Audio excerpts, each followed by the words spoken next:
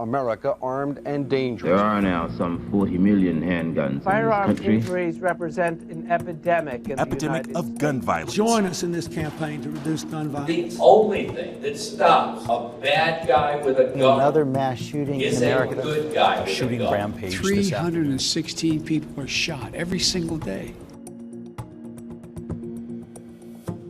Gun violence, a topic that's deeply divisive in America, a country where guns are embedded in everyday life. As of 2018, it was estimated that there are approximately 400 million civilian-owned guns in America.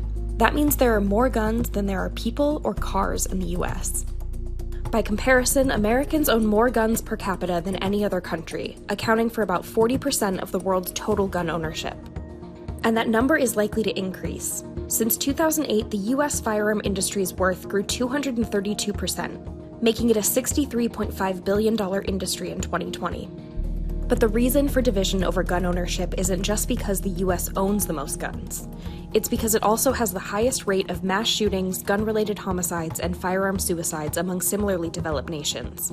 Our politics is just not being incentivized to pay attention to the things that would actually reduce gun violence. This is the job of public health, to help the most vulnerable, to stand up for them. So how did we get here? How has the right to own a gun become a divisive American ideal? And of all the proposed solutions, what do experts say could effectively reduce gun violence in the US?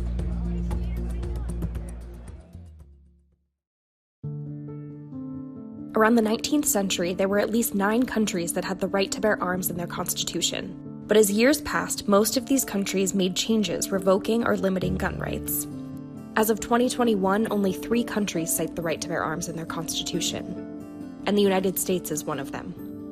The Second Amendment activism was not at the center of early gun culture, and for a long time, most people in the US own guns, but it was really for hunting, target shooting. It was associated with masculinity, so it was kind of a rite of passage, but it was not about rights and the law.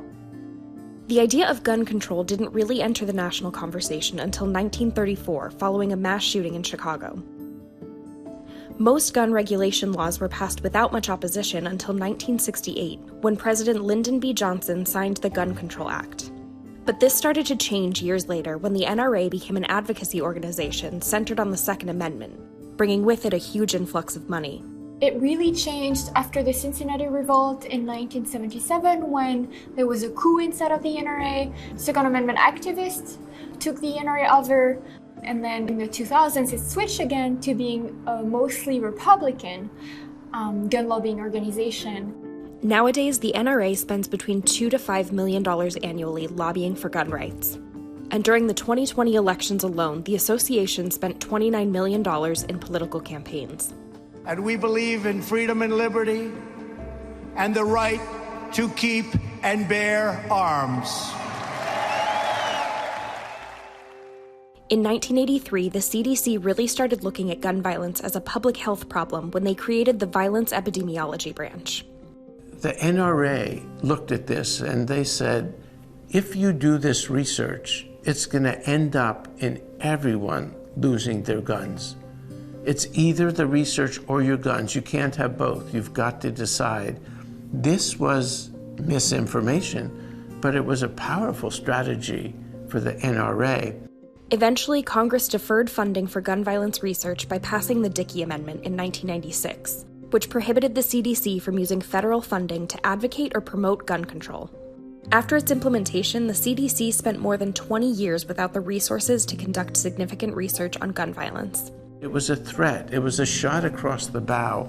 That had big impacts, particularly in the field of data collection. If you're getting your data collection done by, a private foundation or, some other source, you don't have what researchers have described to me as the full faith and credit of the US government behind it. That makes it easier if you have that full faith and credit to get agencies and get states on board and get that data collected. The need for research was finally recognized shortly after the mass school shooting in Parkland, Florida, that left 17 dead in 2018. A clarification was made to the Dickey Amendment, allowing the CDC to conduct research on the causes of gun violence. This research is going to find those ways that we can keep guns out of the hands of people who shouldn't have them without infringing on the rights of those people who should. But in order to understand how we can potentially reduce gun violence, let's first dive into the numbers around it. Each year, approximately 40,000 people die in America from firearm injuries. The US saw the peak of gun ownership in 1993, with an estimated 51% of households owning a gun. That same year, gun homicides also reached its peak. You know, when all you have is a hammer, everything looks like a nail. When you have easy access to guns and you have lots of guns available to you, more problems look like problems that can get solved with them. There very much is a correlation between the number of guns in a place and the number of gun deaths in a place. And that's something that you can see consistently across the board year after year. The places that have more guns have more gun deaths. But if you look at just the injuries and deaths, you're missing a very big part of the problem. For every individual life that's destroyed, there's a family that's destroyed. There's a community that's shattered. The cost of anxiety, of fear and worry is tremendous. And while most gun owners cite safety and protection as their reason for owning a firearm, research shows that having a gun in your home doesn't necessarily keep you safer. What we found was that not only does having a gun in your home not make you safer, but it increases the risk that someone in your family will be killed by a gun, will be a victim of gun homicide, and it increases it hugely. Not by 10, 15, 20, 25%, not by 100%, by 200%. The risk that someone in your family will be shot and killed with a gun triples.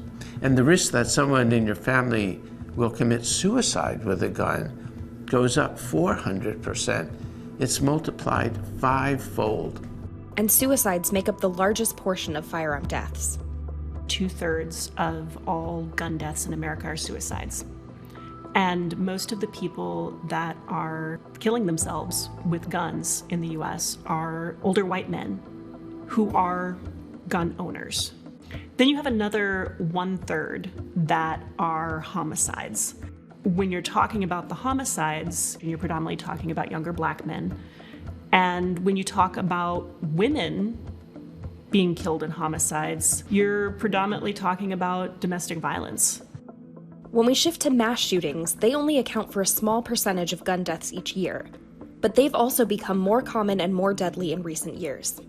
The politics of gun violence has, over the last couple decades, really centered around things like mass shootings, terrorism, accidental gun deaths in small children.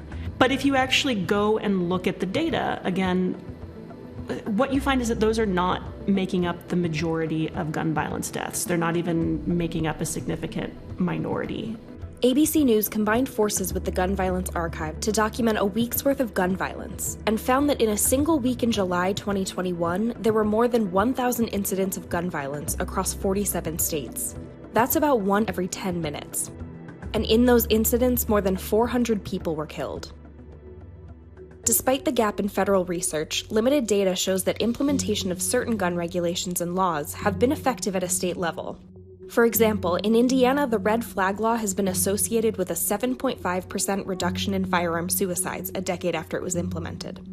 Even other methods, like permit laws or ceasefire programs, have had some success in individual cities. But the research is mixed.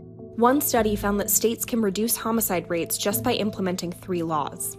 Universal background checks are laws that prevent anyone with a criminal record from buying a weapon.